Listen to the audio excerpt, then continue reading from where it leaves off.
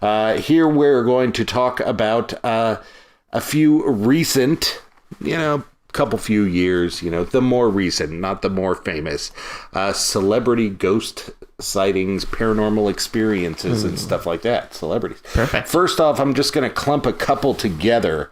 There's like Anna Nicole Smith, Kesha, maybe one other. Yeah, definitely one other person.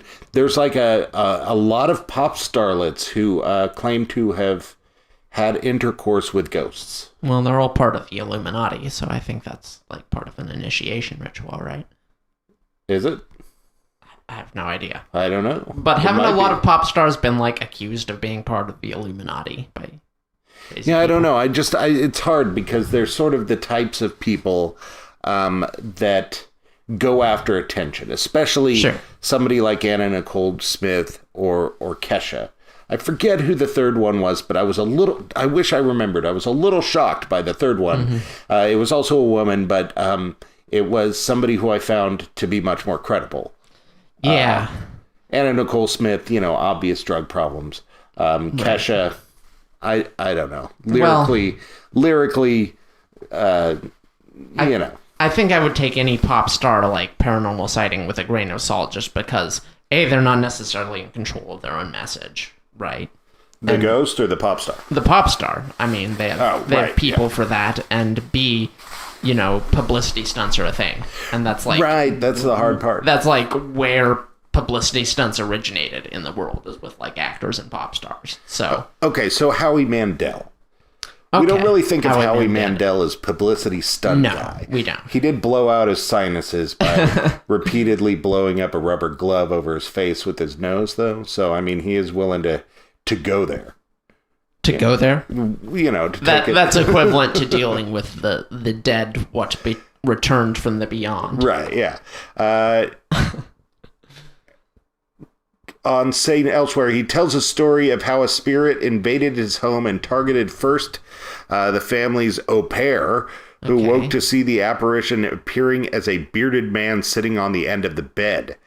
Later, Mandel's preschool-aged daughter, who had been present in the home at the time, was frightened beyond reassurance when she spied a portrait of a bearded man in her grandma's home, and the image in the portrait bore a marked resemblance to the description the au pair had given of the ghostly specter. Huh. That's some wild stuff. Yeah. I wonder who this guy was. I'm a little shocked Howie Mandel has an au pair. That's the takeaway. You gotta ask yourself, how down to earth is somebody with an au pair? Well, that doesn't mean he's lying about the ghost thing. That's true. And he is still married. Yeah. Most of the time when you hear about a man with an au pair, they're not married. It's in the context of... Right. Au pair it up. Yeah. Right. But I mean, that's so I guess in this case we're not necessarily believing Howie, we're believing the au pair, but Howie appears to believe the au pair. Yeah, this one I think, maybe there's something to that. But a specter standing over you in the middle of the night, what you think, right, is sleep paralysis. Right. I think that explains, most ghost sightings, frankly. So right, yeah. That makes me a little suspicious. As a bearded man, though, I'm like, You can see images of people with beards with sleep. There's nothing about a beard that's like the brain cannot conceive. I gotta stand up for my people. So you're not believing this because of like defamation of bearded people. Exactly. In this story. Okay. Yeah. All right, moving on. Queer as Folk actor Hal Sparks.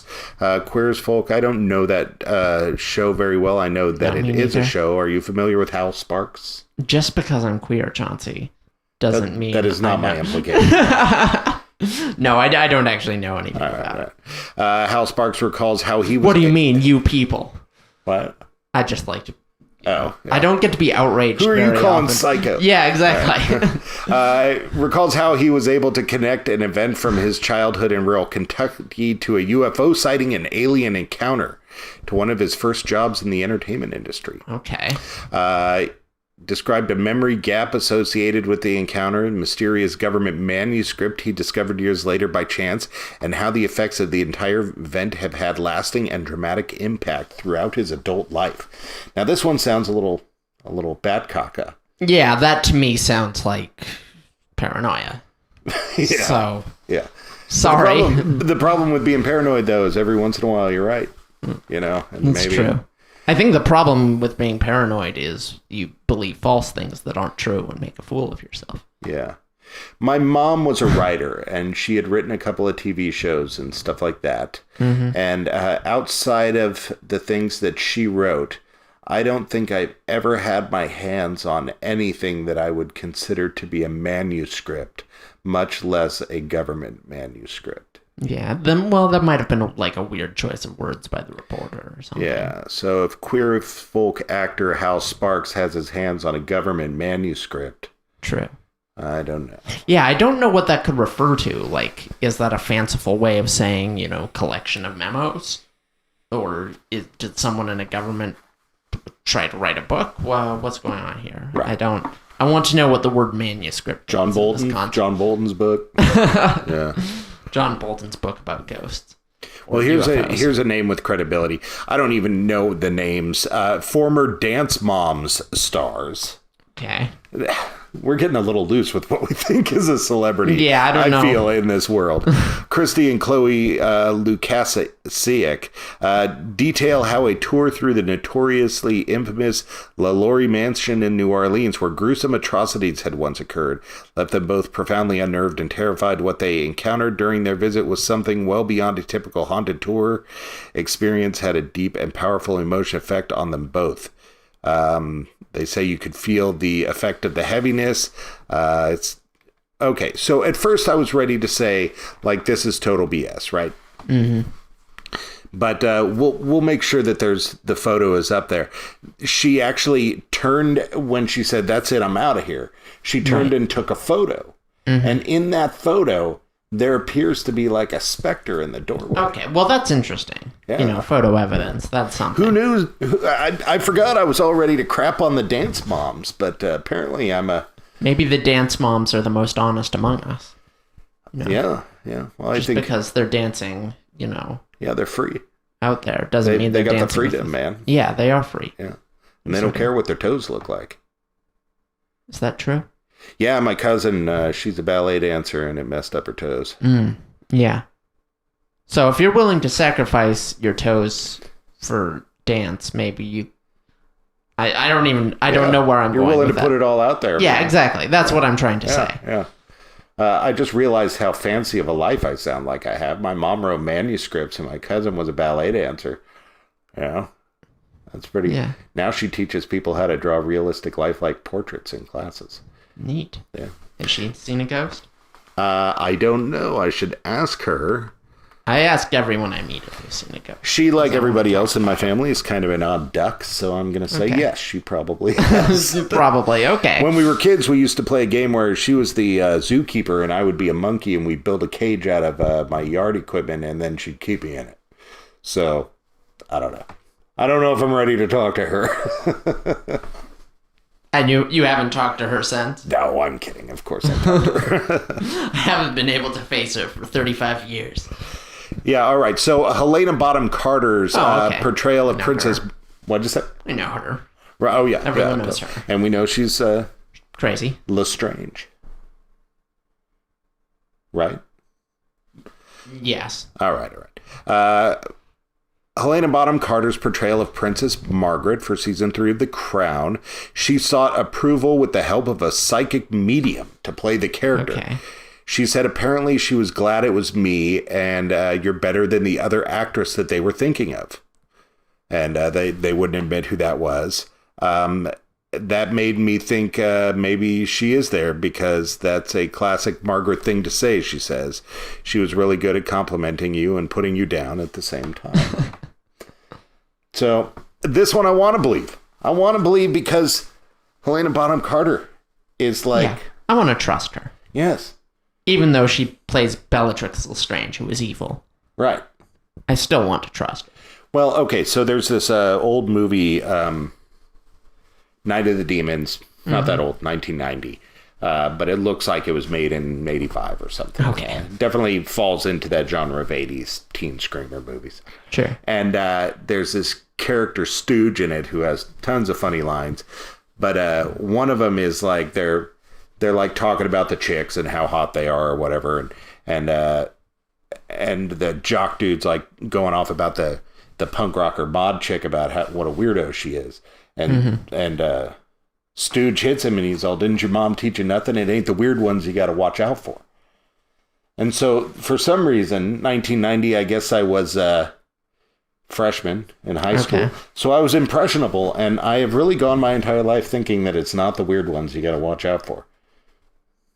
I mean, that's reasonable. But as our paranormal investigator segment revealed, maybe it is the weird ones sometimes. No, the paranormal investigators were the weird one. Well, I guess crackhead. The people they were interacting with were weird. You know, nobody sees a crackhead and they're just all, dude, that dude is weird.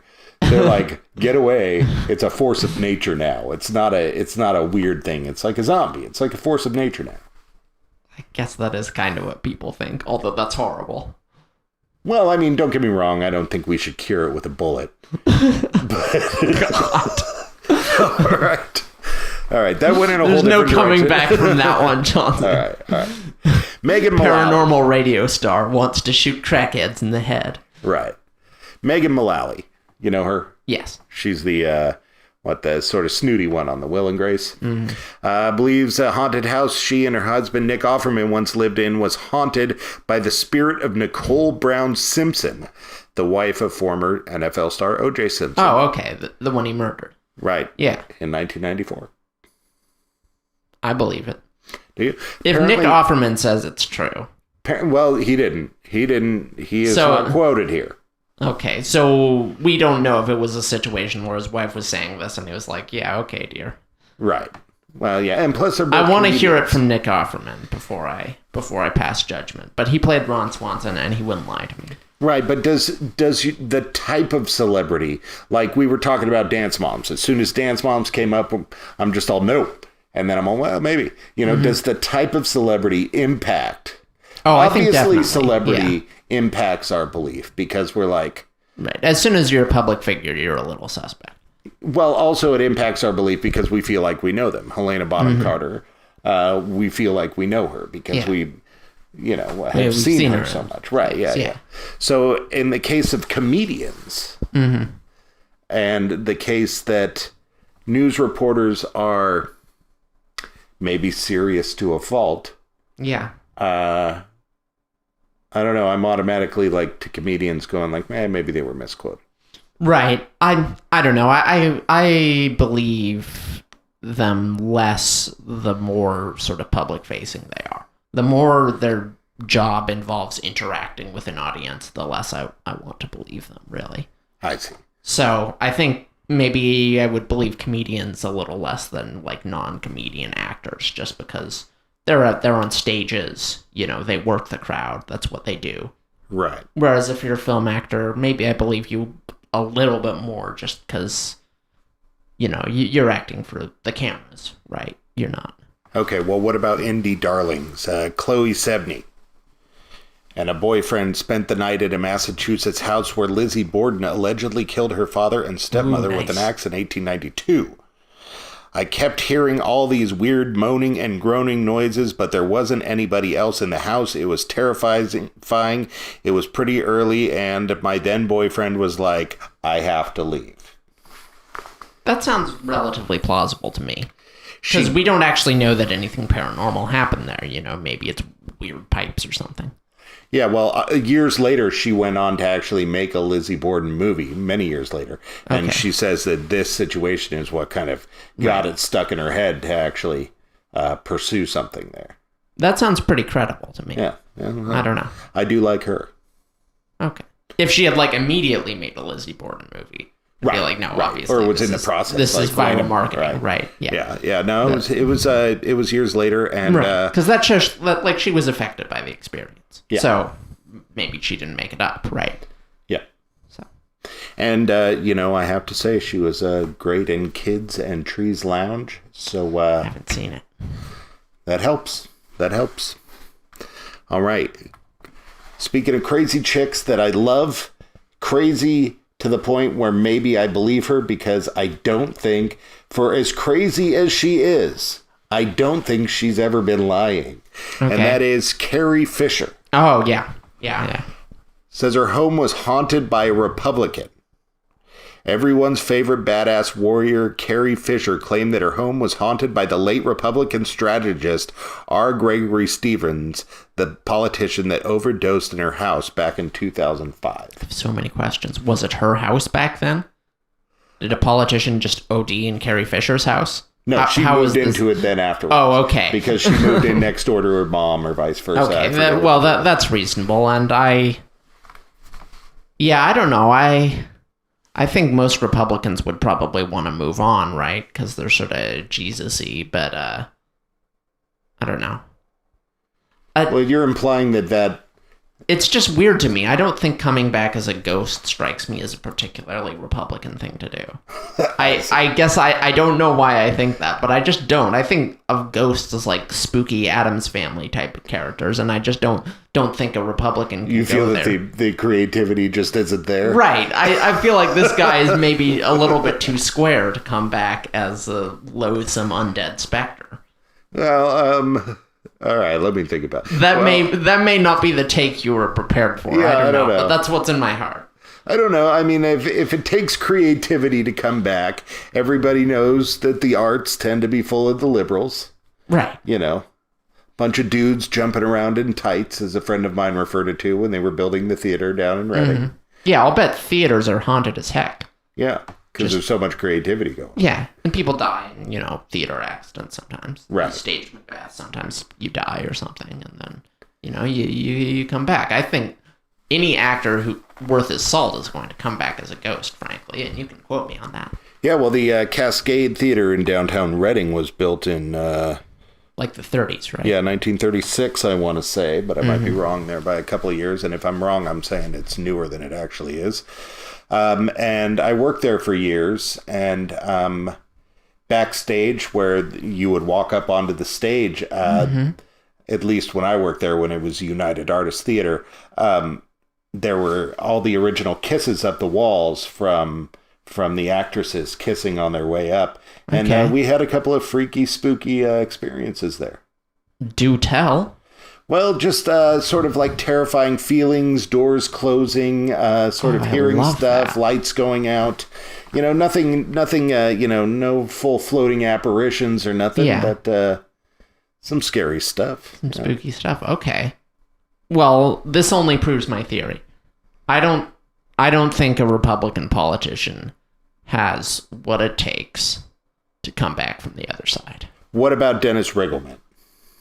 Oh, Denver Riggleman? Denver Riggleman. The Bigfoot guy? Yeah.